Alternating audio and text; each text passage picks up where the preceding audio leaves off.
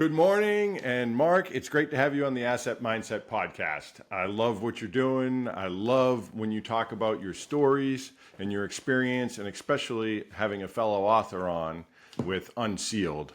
I love that you're sharing your story of transitioning because I think people forget about the struggle it is to Mhm. transition when you've done something and that's been your life for years and years and years. And now there's this big change. And a lot of people struggle with it. And I think that also contributes to a lot of the suicides that are going on or just substance abuse. But I love to have you here. I feel honored. And it's always nice to, go back and forth with a SEAL and Green Berets and that wonderful little rivalry we have. But why don't you share a little bit about yourself with the audience? All right. So I am, like you said, I was a 20-year uh, Navy SEAL and got to work with the Green Berets over the course of my career. But I did a 20-year career. Started off as an enlisted guy, a sled dog, which was a great way to kind of break into special operations as far as learning the job, because as an officer, you really only have a limited time to actually do the cool guy stuff before you start going on the leadership track. So I think I got the best of both worlds going enlisted and then officer. I got to get my lessons learned, my list of things not to do, as opposed to, how to best lead men like this into combat. Um, and it was really rewarding, much more rewarding than I thought. And since then, the ups and downs of retiring and not being a cool guy anymore to the only thing I'm shooting is emails for a while, you know. And then I got my dream job at University of Southern California, did that for 4 years, and then came back and now currently work at Dominion Energy as in cybersecurity and intelligence. So it's a really an interesting journey that I've been on, and there's some TV shows that have happened, and speaking events that are getting ready to come up. So my plate is getting ready to get full.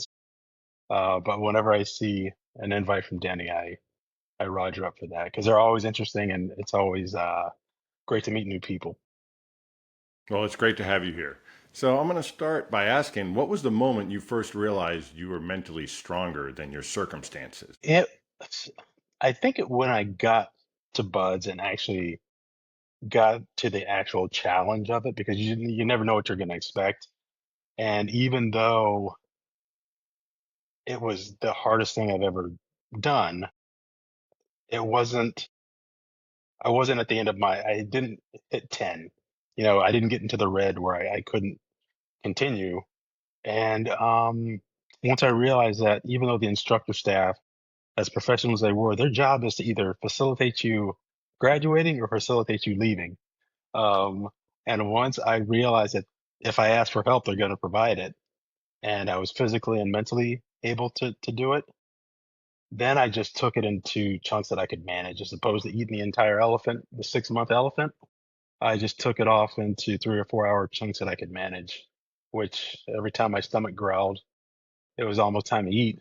And I realized they have to feed you. So it was, hey, today's going to be a hard day. However, these next 3 or 4 hours, not so bad. Do you have a special moment or story from Buds that really, when you look back, you're like, that defined Buds for you? Yes. So I had a heat injury that was it was hot out and I was just struggling. But the overwhelming need to not quit, even though I knew something was going on. So I finished the run and kind of I just sat down. You're not supposed to sit in training, so I just sit down, and the instructors are yelling at me, but I can't understand English. So I knew something was wrong, and then after I'm not responding, they kind of think something's wrong too. And so I they recover me and they send me over to medical. And because people make up excuses to not continue on, they're like, he's probably faking it. So instead of getting my temperature taken the traditional way, they go the non-traditional way. So so they positioned me, and What the is the non-traditional way, Mark? it's called, I guess, exit only.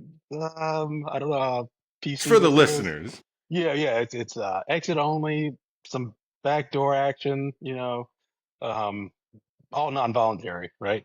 So a little sexual assault, but so they give me the probe, and I didn't flinch, and they're like, "Oh man, this guy's a mess." So they realized that I'm hurt, and they realized I had heat exhaustion. So instructor Getka, they're like, "Okay, Green, I got in trouble because you didn't drink your water. So if I get in trouble, you get to get in trouble. So every time I see you, you're gonna drain your canteen. You're gonna go get what you're gonna be. What you're gonna be hydrated inside and out." I'm like, okay, this is gonna suck.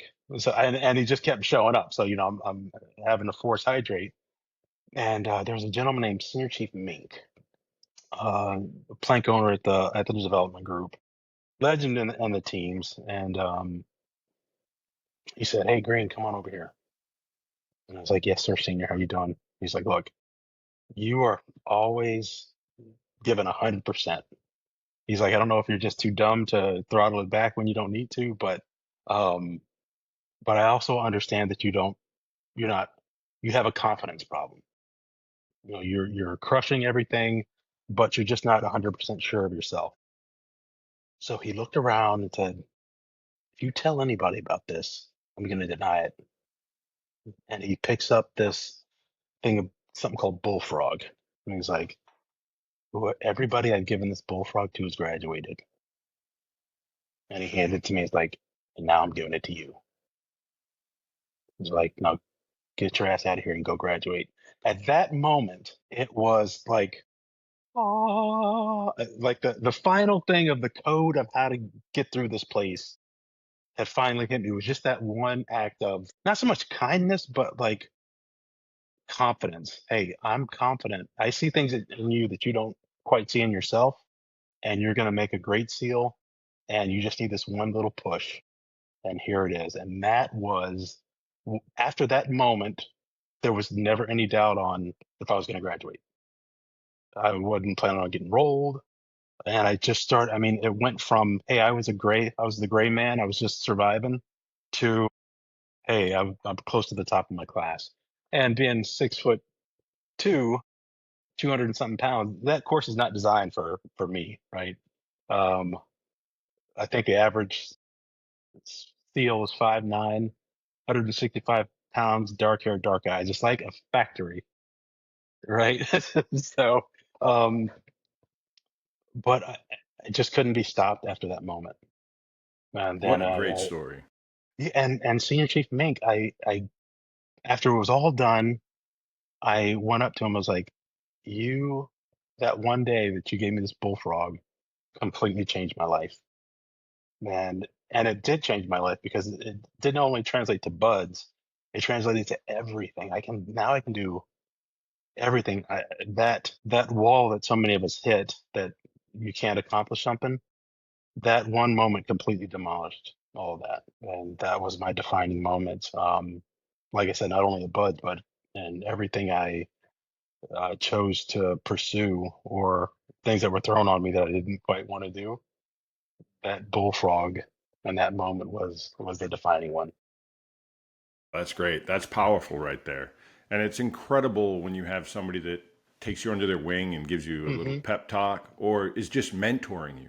Sometimes you don't pick up on it right away, but I'm sure you now, years later, looking back, you realize how much more mentorship that was. You thought it was just a little pep talk in the beginning, probably. I know I would have going through selection or whatever. You have those moments with cadre or instructors and they share something, you're like, oh, okay. But then you look back and you're like, oh, I get that now. I see what you were doing. You were leading me down the path. Hmm. And not only that, it seemed like my perspective on the instructor staff changed, because although they were yelling and trying to get you in the right mindset to either stay or go, there was this little like, "Hey, Green, keep it up. Now get out of here. You stink." you're ruining my cheat, but get out of here. So it was all at these strategic moments though, that mentorship was happening and that encouragement was happening. Um, it that instructor staff and the way that they developed buds and pick the instructor staff, it's, you don't understand it while you're going through it, but now looking back on it, it's like they were ultimate professionals, and they really, if you wanted to be there, they wanted you to stay. Absolutely. And it's so incredible when you get to be with people like that. Hmm. Whether it's selection, whether it's buds, you really get to see people being forged and changed and shaped, or people have an awareness. Like you realized for yourself how powerful you were there. It took that Right. bullfrog and whatnot, and you were trying to prove yourself and doing all these things and pushing so hard, but also you need to know when to throttle back. Because I was Hmm. almost a heat cat too. We were doing the long run, and I went through selection in June. They take a break at Bragg because it does get too hot, but I was the last class before the summer break. So it Yeah. was still pretty damn hot. And I just, you're doing the best you can and you're like, I got to get the best time or I need to do Hmm. this because you don't know what the requirements are. Like, am I going to make time? So I'm going to push as hard as I can. And I felt that same heat, like all my cheeks were red and burned. It felt like a sunburn, but I wasn't Hmm. burned. My vision started, and I'm like, no, you got to throttle back on this or you're going to pass out. So I Yeah, feel you. I went straight through that barrier. I was like, it's the flushed face and stuff was closing in, and I could see the finish line, so I couldn't stop. Yeah. But had I looked at it, half a mile prior to that is when I should have stopped. But I was so determined to finish. I thought that was quitting if you didn't at least finish. Yeah. So many believe success requires talent or luck, to make it. What is the real difference between people who win or people who lose, do you think? Whether it's buds or life or business, whatever it may be. I think they take the wrong approach. And I think they take the wrong perspective as there is help available, and you either have to either swallow your pride and say, okay, hey, look, I need help with this. Uh, And then also taking it as an entire event or an entire process all in one setting. Like I said, taking, even though Buds is 181 days, 6 months, the, I didn't look at it as a 6 month event. I took it as a day at a time, 4 hours at a time. And when I went to, because I flunked out of college, finished college, and then I went to grad school. And I remember kind of a lot of anxiety because I was looking at it as 18 months, balls to the wall. And I'm like, yeah, I'm not going to survive this one. And then I thought back to it. It's like, okay, go to your professors if you're struggling. You take this at a week at a time as opposed to a semester. And I just took it in small little chunks that I could manage, because I knew that that's the way to solve the problem. I just got overwhelmed by it and didn't take my own advice. I looked around, I was like, wait, there are mentors everywhere. There's support everywhere. You have your professors, you have the environment, you have your classmates, and everybody just comes together, um, to help. But if you don't ask for that help, they don't know you're struggling. So it was like, look, I'm in a new environment. I'm learning business at the graduate level after flunking out and getting a criminology degree. And now I'm learning marketing and statistics and finance and all the overwhelming stuff in business, but I'm learning it at the varsity level without having gone through freshman ball, pee wee ball, and JV. It's like, hey, here you go, varsity. Don't suck, you know. Um, but once I took it in chunks I could manage, and then I got settled in and asked for the help I need. I only needed that help initially, and then once I figured it out, it's like, okay, hey, I got it. And how I did that at USC was the same thing, and how I did that at my current job was the same thing. Like you're going into the unknown. You have the attributes to be successful. You just have to refocus it. And hey, I know how to be a good employee. Show up on time, do what you're told, be proactive, manage up, and learn your industry so you can be a subject matter expert at some point. But I also knew that going through those 5 steps takes time and it's a process. So when I was learning this new industry, I just kind of throttled it back and just took it in steps that I could manage. Hey, get in here, get here for a year, figure out the industry, and slowly gain expertise on your job until one day, my second year in, it's like, hey, you have to brief the senior VP on what we're doing. Everybody else is gone. And instead of like, holy shit, I'm not ready for this, I was like, okay, what are we briefing? All right, I'm ready to go. I went over it a little bit, and that's when I realized, like, hey, the day I showed up, I was a novice. 2 years into this, the senior VP of the company is like, hey, we need a briefing on this because this is going to the CEO, and I was the guy to do it, and I answered every question. I didn't even know I knew this stuff, Daniel. Honestly, I was just like, but as we start briefing it, it all just starts coming to me, and then they ask questions, and I can go in depth. And I was like, okay, this is not hard. It's just be patient with yourself, understand your limitations, understand your strengths and weaknesses, which I did. So when I needed help, you have a supervisor for a reason. Like, hey, get your ass over here. I need some help. And he did. Yeah, I think that's powerful. People are afraid sometimes to ask for help because they don't want to look vulnerable. And you got to Hmm. have humility in life. Nobody knows everything. Everybody's learned from other people. It's okay to ask for help. And I think this also stems a little bit. I think we're touching on fear. I think Hmm. people have a lot of fear, afraid to do things. Can you talk about overcoming fear? Because as a human being, we all face fear. Right. So the time that I feel the same fear as everybody else, right? And my first fear factor came when I lost my best friend in a parachuting accident. Um, and that being so close to it, I had seen him and had dinner with him 2 days prior to his death. And the fact that skydiving is part of the sea air land, it's part of the SEAL thing. So I avoided going to free fall out of fear, right? So, but one day my career caught up to me, and I had to go to military free fall, and it was ugly. And so I'm like, okay, I'm jumping to my death and changing my mind at 2,500 feet, right? And so I was like, that's the wrong mindset. Go into the wind tunnel, figure this thing out, talk to the subject matter experts, and figure out how to push through the fear that you're feeling, that you're experiencing, because I actually have a job to do in this. The fear is irrelevant. I can still have it. I still have respect for what I'm doing. However, the job is do your 25 to 30 jumps, get free fall qualified so you can go on and do this next job. But every time I started packing my chute, I just started feeling like, man, I got about 2.5 hours of life left.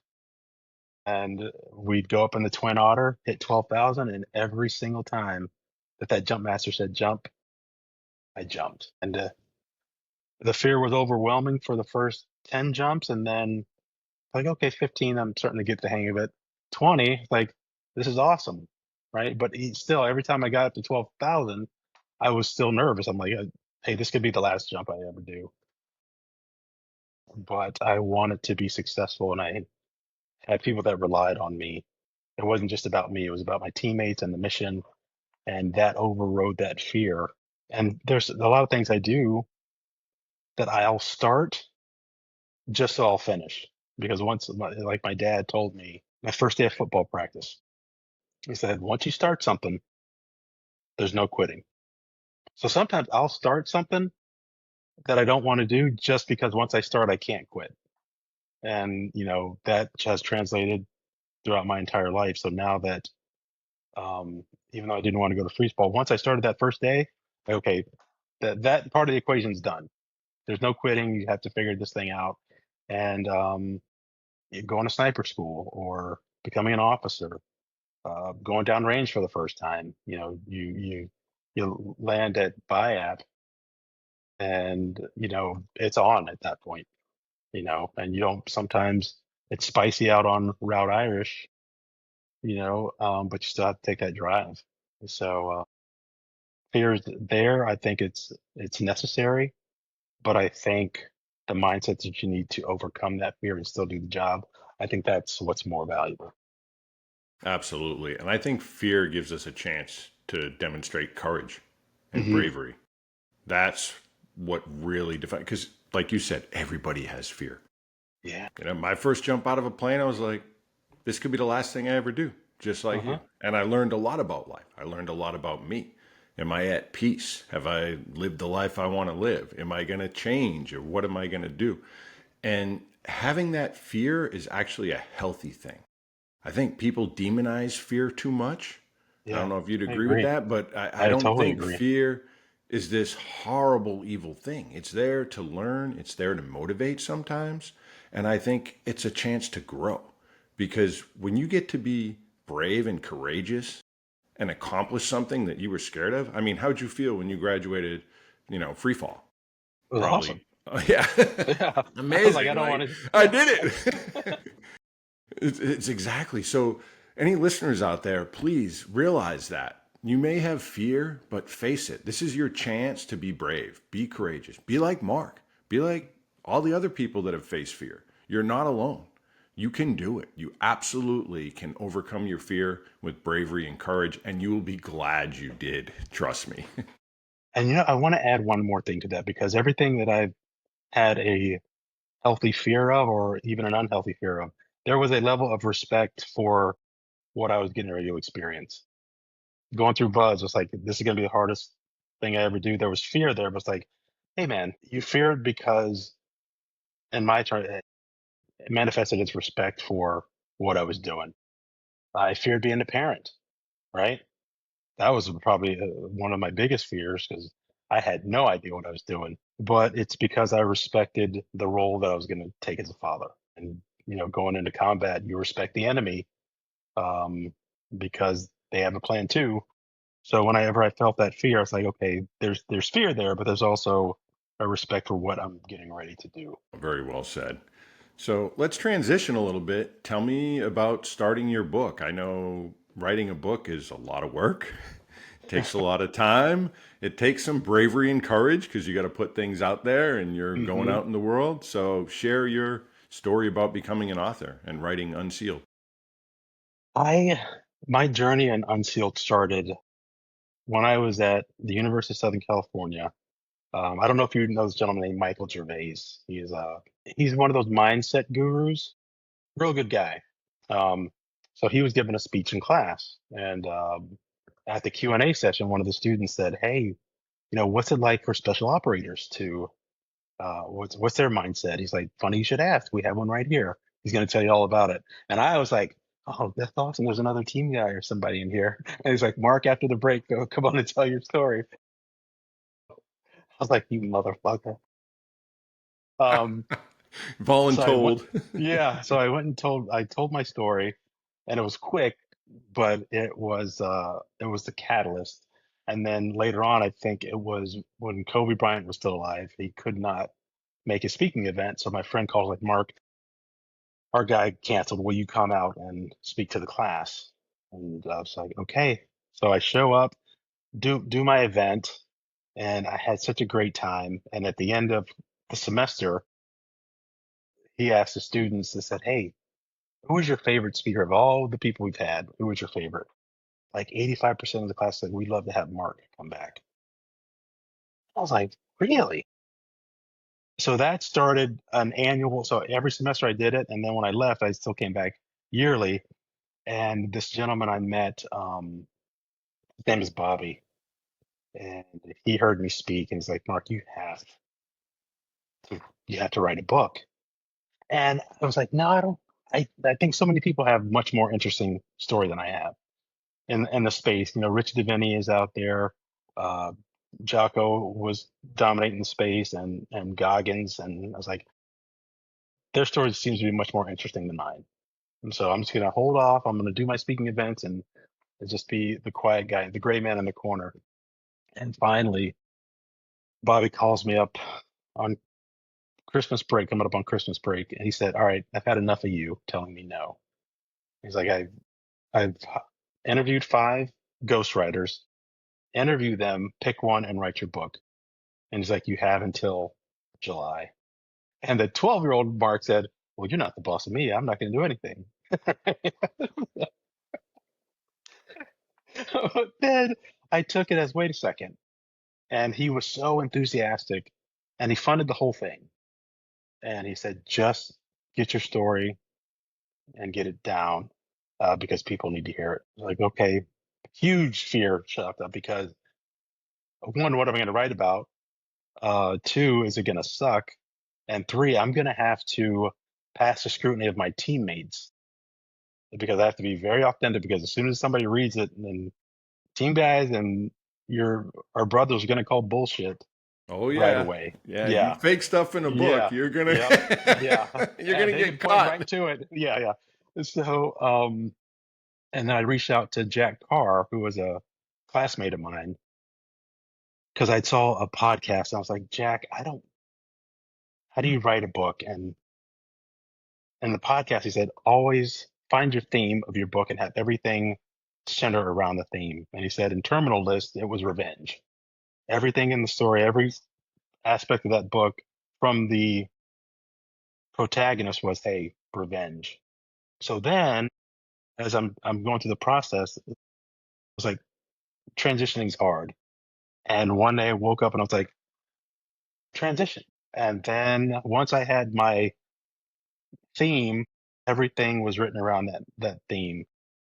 And we go through transitions at all points. Like I said, being a parent, getting married, going in the military, loss of a family member, loss of a teammate, going into combat, leaving service. Oh, when your kids are at home and they go to kindergarten for the first time, that's a trend. I mean, and then I start thinking, it's like there are transitions all over the place.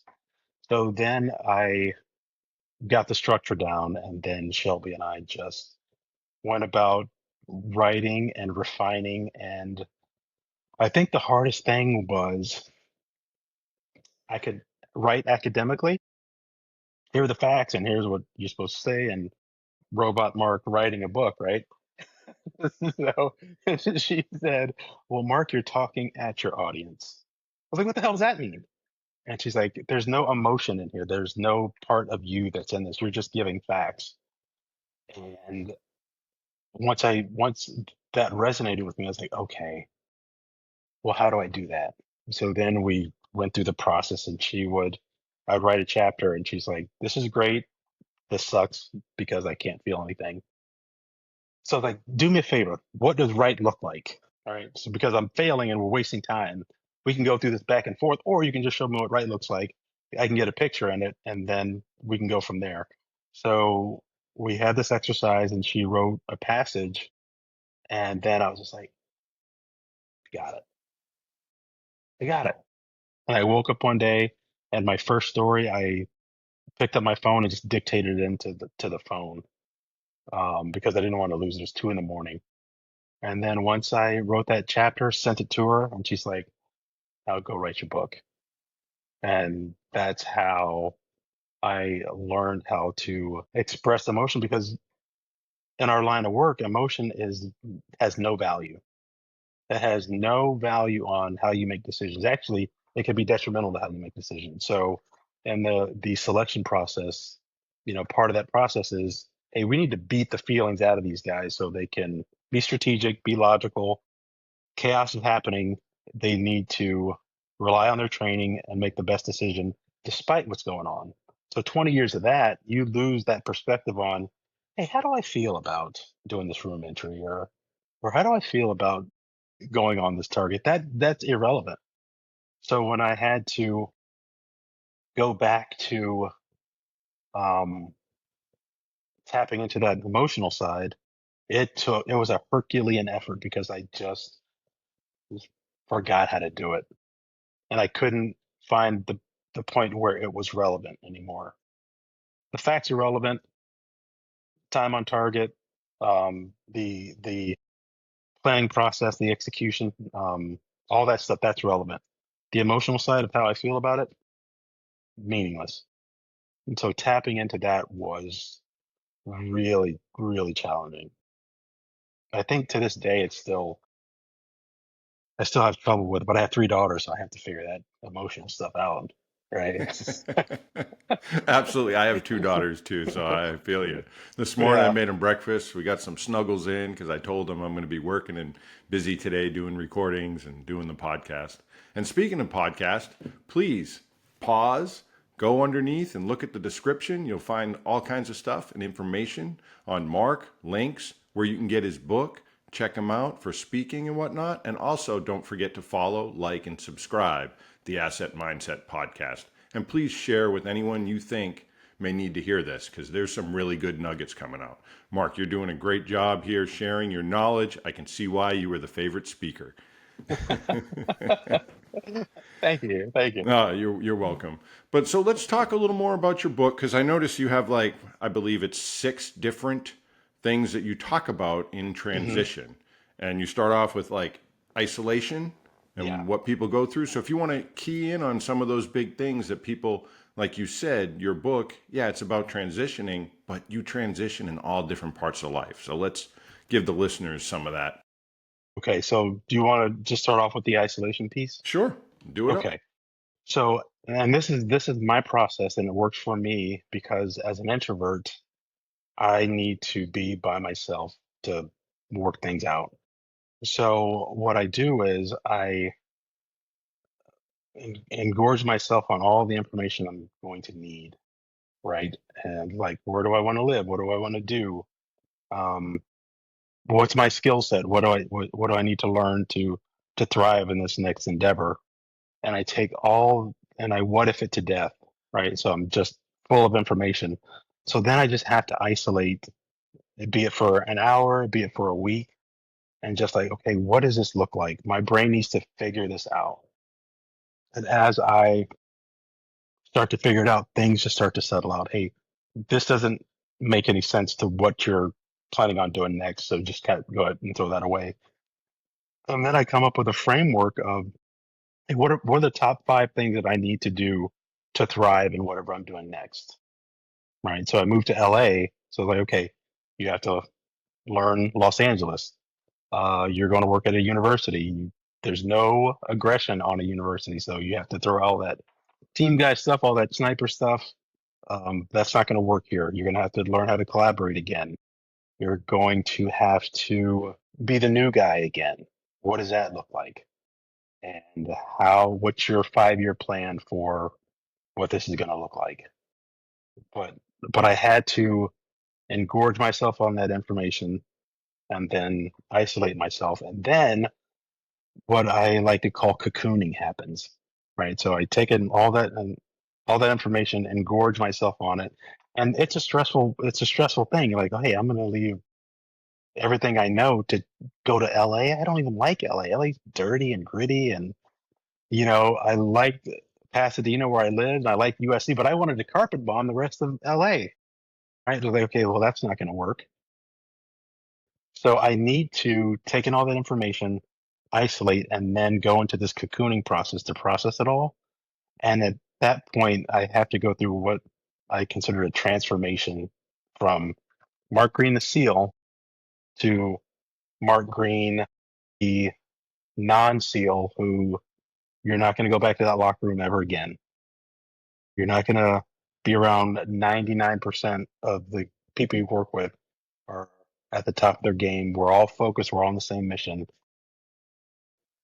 You have that team to rely on and that infrastructure to rely on. All that's gone. And as I emerge from that cocooning process, I come out a new person ready to face what's next and be prepared for what's next.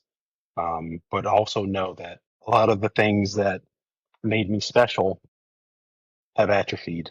Like, hey, you can do this stuff on your own. I haven't worked outside of a team in 20 years. I've not done anything for the last 20 years or since I was 10. The first time I started playing football. You're on a football team, you're on a basketball team, you know, um, you're in a cohort in classes at college.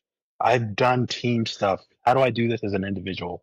Those muscles have atrophied, right? So then How do I thrive? Well, I'm gonna have to go through my basics. I have to go to the subject matter experts and let them know I need help and let them know I'm struggling with not being a team guy again. Now, I didn't go to my new peers who didn't know me. I went back to other team guys who happened to be on campus, other veterans, and surprisingly enough, it was other athletes because let's say graduating seniors, they're like, I want to be a professional tennis player. I want to go to the NFL. I want to go to the big leagues. I want to do something at the highest level. But realistically, you're going to be a professional at something else because the chances of making that level are minuscule. So then they were transitioning, and I had to talk them through their transition. And as I'm talking them through theirs, I'm experiencing my own transition. That we're helping each other.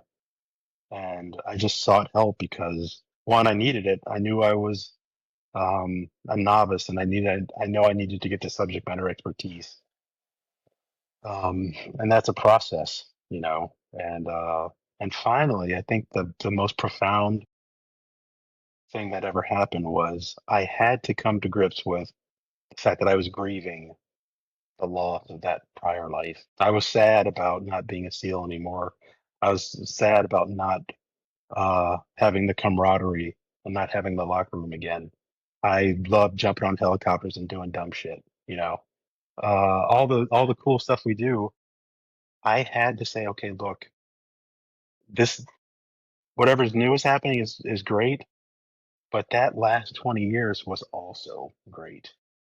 And unless you go through the grieving process, you're not going to be able to move forward and thrive.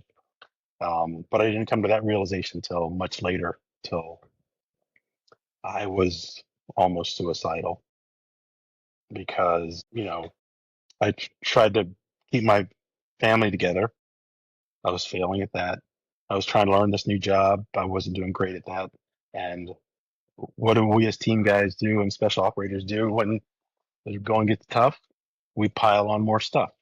So I applied for graduate school again. And as I'm going through grad school again, I'm not a good student.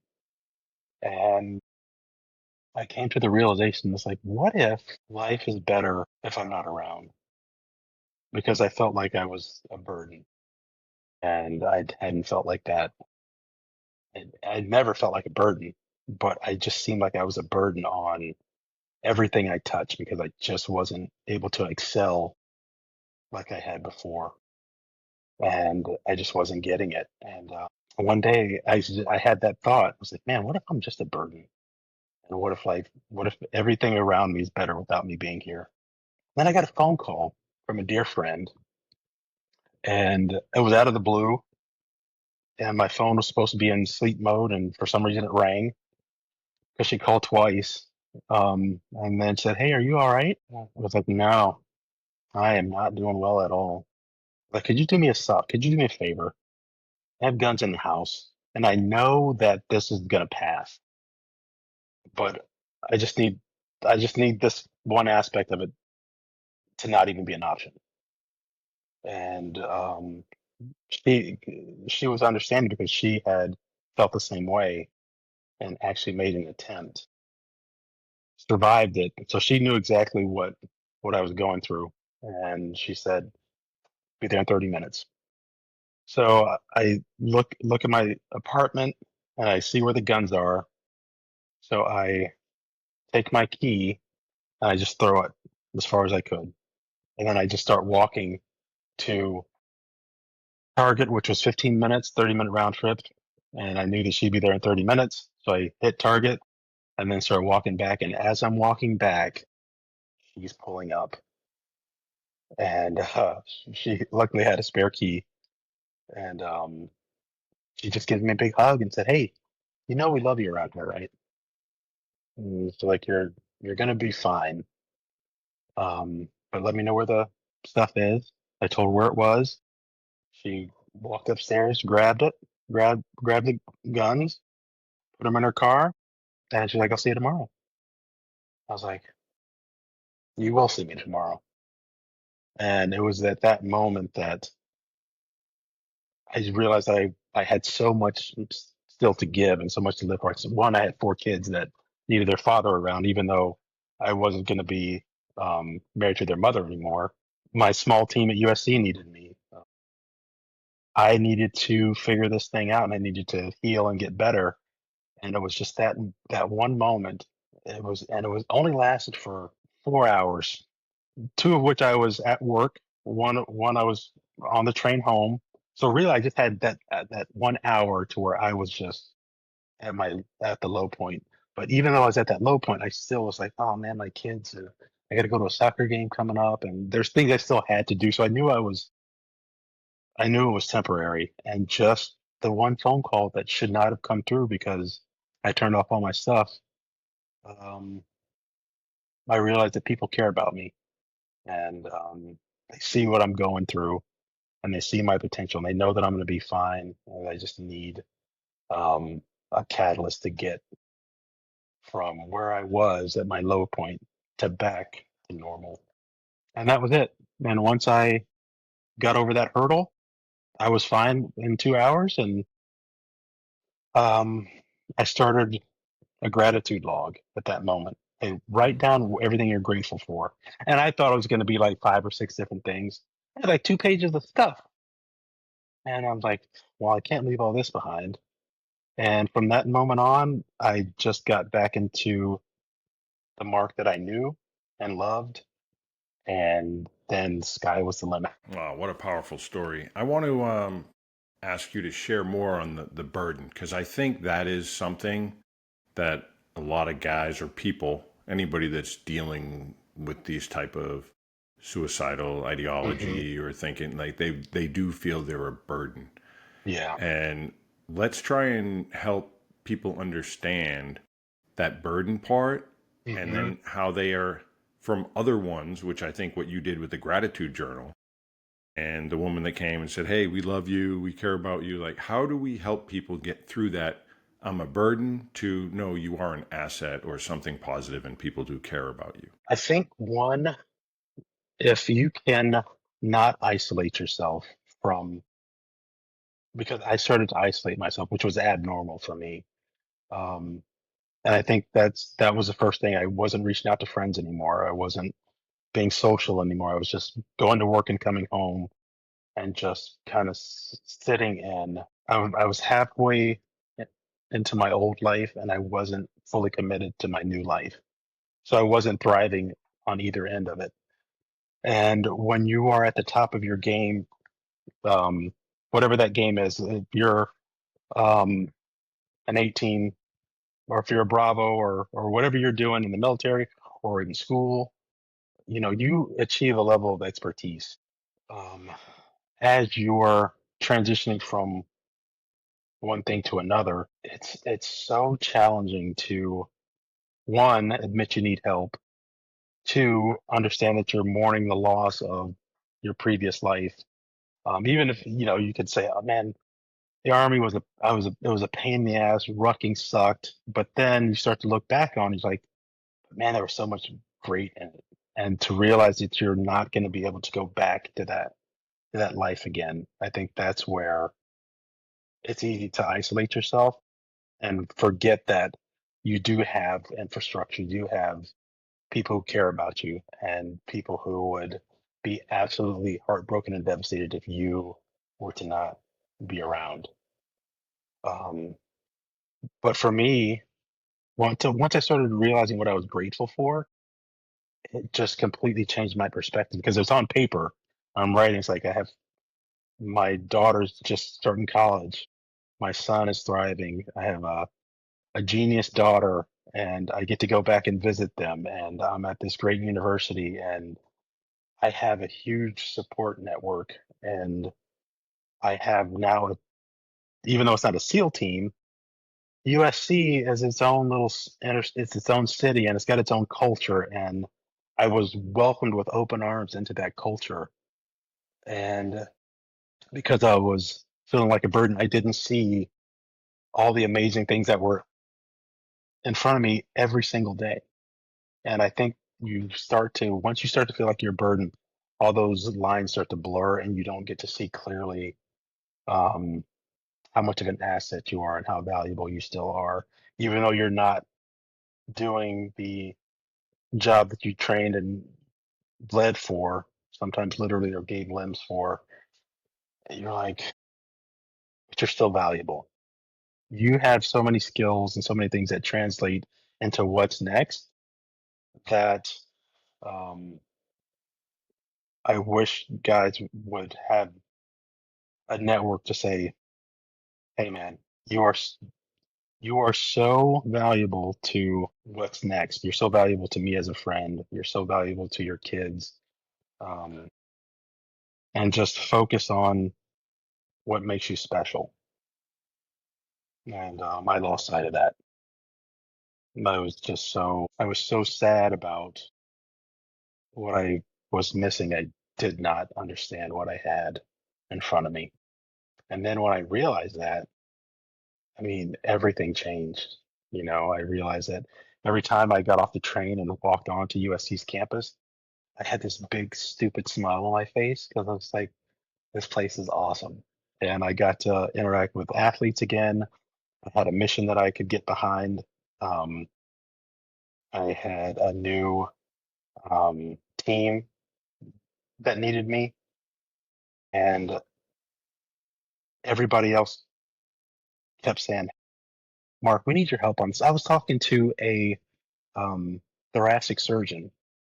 Say, "Hey, Mark, I need your perspective on this." I was like, "What? Why do you need my perspective?" She's like, I've not talked to anybody who has gone through a selection course like that, and I need to understand how you saw the world, and I need to hook up you to some electrodes and put you through a stress test because I need this information because I just didn't have it before. I was just like, okay, and I just started saying yes to everything, and just life was so precious. Everything gained its shine again, and I looked forward to every day at work. And and bef- before I had that 4 hour block to where I felt like it was a burden, all around that, even though there was chaos and turmoil and things were not happening the way I expected it to happen, there were good things happening all over the place. And then it took that moment of clarity to say, for somebody from the outside to say, "Hey, you're really valuable here."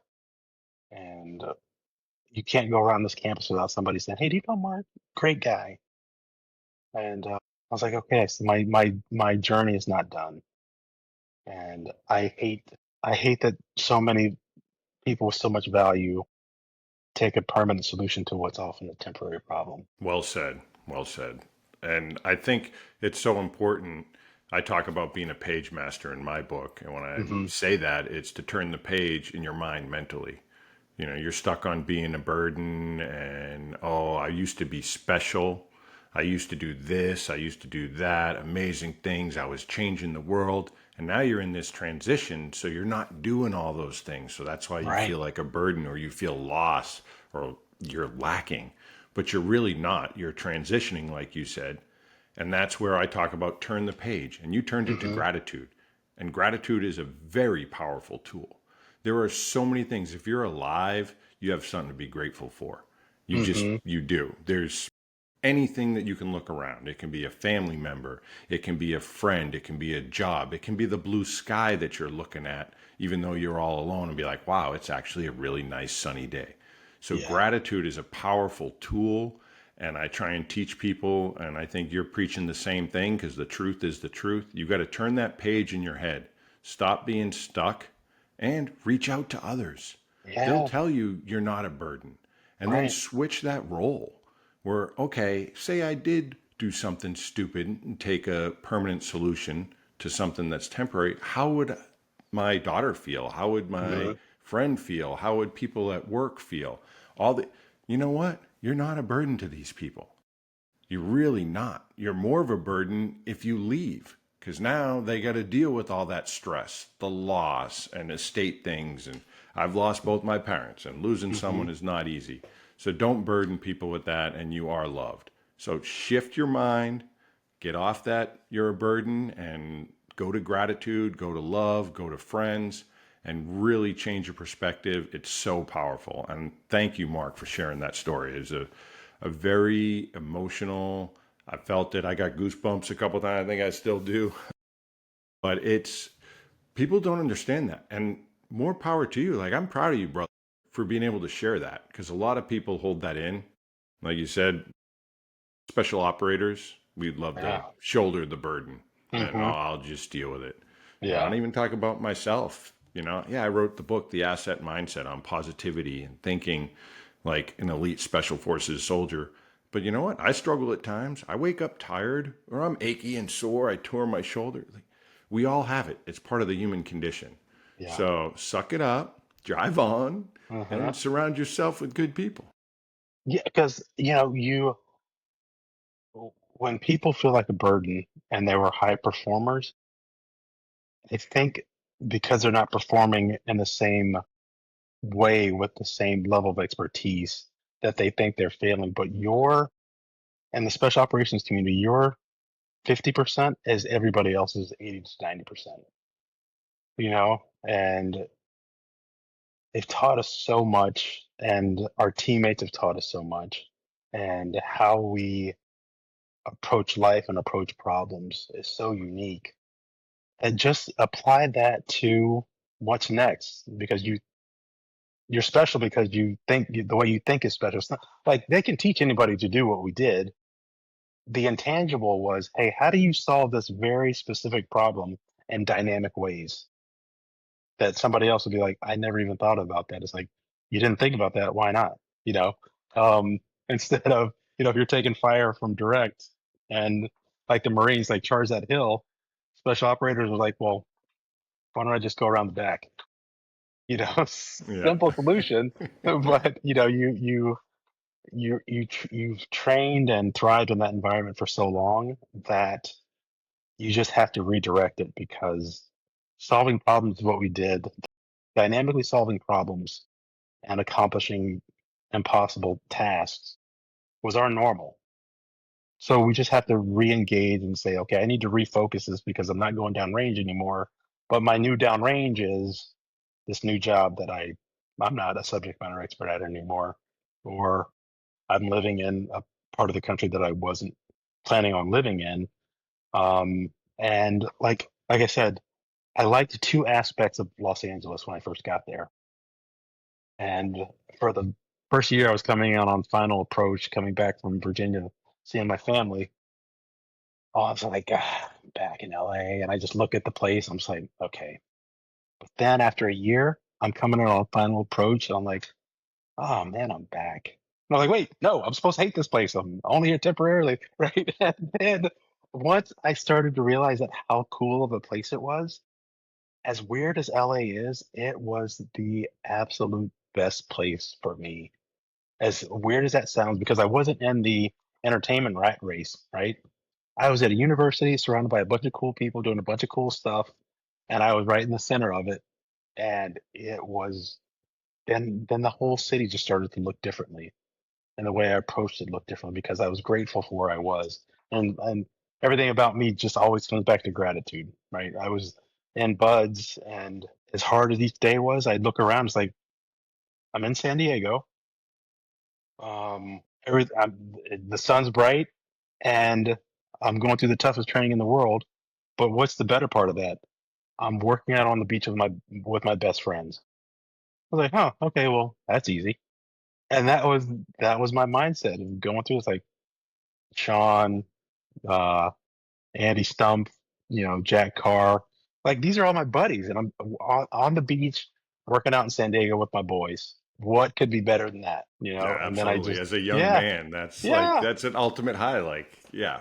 It yeah. sucks, but look who I'm with. Look to my Look who left and I'm my with. right. Yeah, we're all miserable, but we all find something to laugh about. I mean, the fact that most 90% of the class, I figure going through selection, there's always something funny happening. In the midst of all the chaos, somebody's doing something or somebody's getting caught doing something, and it's the funniest shit. And those of us who make it, we just have this weird sense of humor and we turn this shitty situation into something funny and enjoyable. That had, periods of embracing the suck, but for the most part, you're embracing the suck with your boys. What could be better than that? And I think another thing we should touch on real quick here too, and this applies to transitions and like going through selection, going through buds, going to school, there's seasons in life. Hmm. Don't beat yourself up when seasons in your life change. Do you get mad at winter because winter comes and it's going to be cold? Do you get mad, at spring showers? Like, it's just a part of life. There's Yeah, seasons in your life as a human being. Understand that. and prep for it. You don't show up in summer clothes in the wintertime. You're like, well, it's our fall. I got to pull out my fall lineup of boots and thicker jeans and flannels.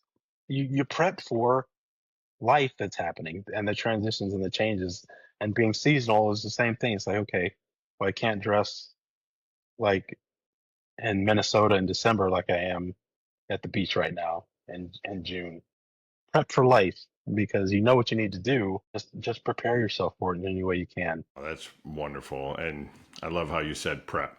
So before we wrap it up, because this has been a great episode and I can't get over an hour's already gone by, I but can't either. I looked at my watch. I was like, that's when you know we're vibing, brother, yeah, yeah, and yeah. it's real, and I know listeners hear that, right? You all know out there what we're saying is real and it's the truth. And please don't forget to go in and like and subscribe and share. But before we go, I'm going to ask you if you could pass on just one mindset principle to someone who feels completely lost right now. What would it be and why? The principle I would pass on is that you have the attributes to succeed. You just now have to look and say, okay, how do I build upon what I have so I can continue to be successful? Is that listen to a podcast? Is that researching? It's like, hey, I was great at this one thing. What can I do to translate that into what's next? And then how do I translate that into the language of where I'm going? Like I could say I was a sniper for most of my career. I can't go into a job interview and say, and by the way, I was a sniper. And they're like, that's great. However, you're task oriented. You work well alone and you work in teams well. You see the big picture and you know how to collaborate. Every Fortune 500 company likes those attributes. So even though you're saying, even though sniper doesn't really translate, everything it took to become a sniper does. So whatever your next endeavor is, if it's sports, if it's school or going into the military, those experiences just bring out those attributes. You go to boot camp, you may have never had to be disciplined your whole life, but they're going to get it out of you, and they're going to change your mindset and you're going to break through barriers that you didn't think that or you're going to discover things about yourself that you didn't think were there. They're there. They're just latent. You just need the right opportunity or the right environment to bring those things out. So, prep for what you're doing, understand the environment what you're going into, and like just be prepared for it because you're going to discover so many amazing things that you didn't even know were possible. Be it boot camp, be it selection for special forces, going to buds, going to college, whatever you're doing, you know, there's something that prepped you to say, okay, hey, you've earned the right to do this. So now take advantage of your opportunity and prepare yourself for what's next. Um, we had 166 guys who started our class. Everybody had what it took to get there, but either people didn't prepare themselves for what they were getting themselves into, um, or they let the situation overwhelm them. And the guys who made it through figured out a way to um, let the environment bring out the attributes that help them to succeed. And for some people, Buds was the wrong environment to pull out those attributes. But something else you're interested in, having gone through that experience, and maybe you didn't pass it, but you discovered things in yourself and you're like, wow, I didn't even know I could do that. But now I can translate that into what's coming up next, be it whatever it is. And Rich Divinity wrote that book, The Attributes, and you have so many capabilities that um, we rarely tap into. And you and I got to experience that at some of the highest levels because we made that choice. But just find something you love and just go all in. But don't go in by yourself because your team may be a team of 2 or a team of 10. Every day at Buds, I relied on somebody else to help me get through that course, be a senior chief mink or some guy who ran in front of me when I was Jonas Kelsall ran in front of me because I was having a bad day, right? And I wasn't smiling that day. And he's like, dude, what's the matter? I was like, Jonas, I suck today. We have a 4 mile soft sand time run and I'm not going to make it. So he said, okay, here's what we're going to do. I was 25, he was 18. He's like, here's what we're going to do. You're going to run right behind me. And the way I'm going to step in the sand, I'm going to make it a little bit easier for you to run. He's like, don't even look up. And here, this 18-year-old kid was like, hey, Mark, I got you. And I didn't look up for 4 miles. I just ran wherever he stepped, and all of a sudden I was done with it. And I knew I couldn't make it. I just didn't have it that day, and I just relied on a teammate. And I didn't even ask him. He just saw that something was wrong, and he's like, here's how we're gonna get you through this today. 18-year-old kid taught me a huge lesson that day. That no matter your age, when you need help and you're in the right environment, help is going to show up, and it's going to help you thrive. So if you have that situation like that where somebody's helped you, which looking back on life somebody has, just pay it forward, you know, um, and help somebody out who's struggling, which I think this podcast is doing. Your book is done. Jenny does. Hopefully, my book is doing, because you have people who genuinely care about you as an individual and you as a contributor to society and just as a human. I see remarkable people every day. Well said. And I'm just going to add a little to that. Surround yourself with good people in good environments. It's Hmm. so important. And Yeah. please check out Mark Greene's Unsealed book, A Navy SEAL's Guide to Mastering Life's Transitions. Great book, a lot of stuff. And if you're out there, you're going to transition in life because you're a human being and we all do it. The struggle is real. Embrace the suck. Thank you again, Mark, for coming on the Asset Mindset podcast. It's been an absolute pleasure. I thank you for sharing your stories. You're a great man. Keep doing the great work that you're doing. Super appreciate it. And of course, all of you out there listening, don't forget to like, subscribe, and share this with someone you think needs to hear it. And more than anything else, make sure you own your power.